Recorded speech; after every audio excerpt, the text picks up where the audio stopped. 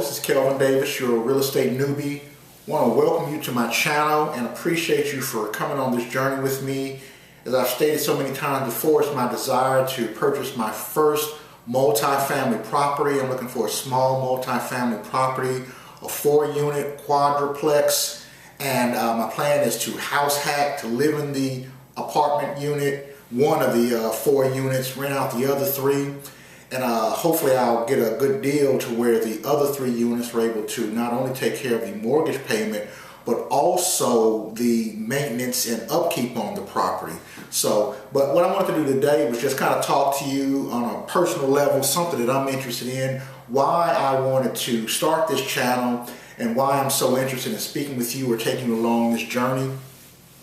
There are so many people who are renting.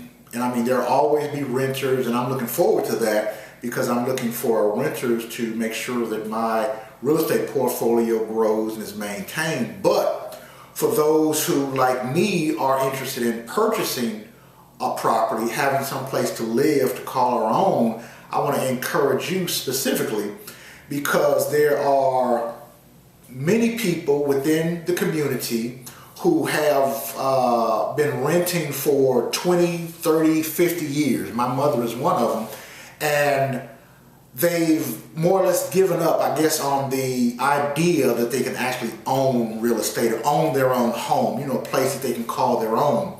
Now, my family lives in California. It's very expensive to live there. So the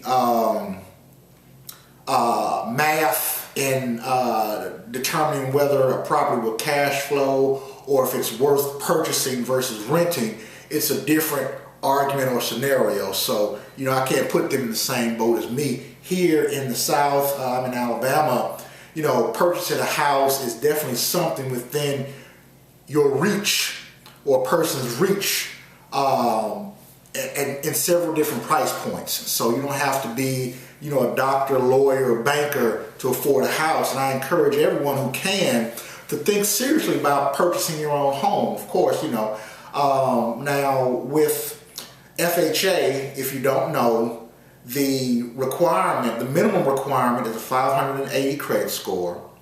And the what I recommend people to do is shoot for 640. You know, the higher your credit score is, the better interest rates you'll get. But even at a 580, you're eligible for an FHA loan to get yourself into a house.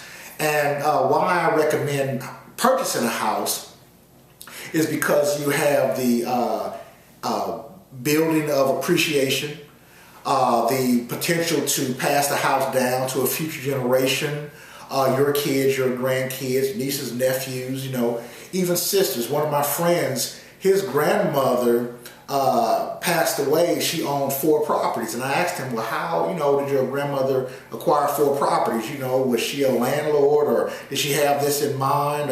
Did she teach you how to, you know, manage properties or whatever? Did she take that information with her to the grave? Well, he said no. It was her mother got ill or under the weather and had to move in with her, so she, you know, left the house that she had purchased to the daughter, to his grandmother, and she had a cousin in town who, you know, and everybody's getting older, who passed away ultimately, and she left the house to his grandmother. His grandmother had a house, you know, she was there in California with his grandfather, and they were purchasing a house together. So just through, you know, outliving everybody, she acquired, you know, several properties. Now, when she passed, she left those properties to her children, to her grandchildren. So the point I'm trying to make to you is a house is something you can leave to future generations and put them in a position that you weren't in or may not have been in, to have a potential rental property or a potential asset that they can sell or leverage, take out a loan against, so that they can be in a better position than you were growing up or going forward. So I just encourage everyone to seriously consider purchasing a house. I'm doing multifamily, small multifamily. I want a 4-plex. I want a house hack, but yet still I want to live in a place that I'm purchasing in opposition to just renting. So just wanted to come on today and share that word with you. Want to be an encouragement to you.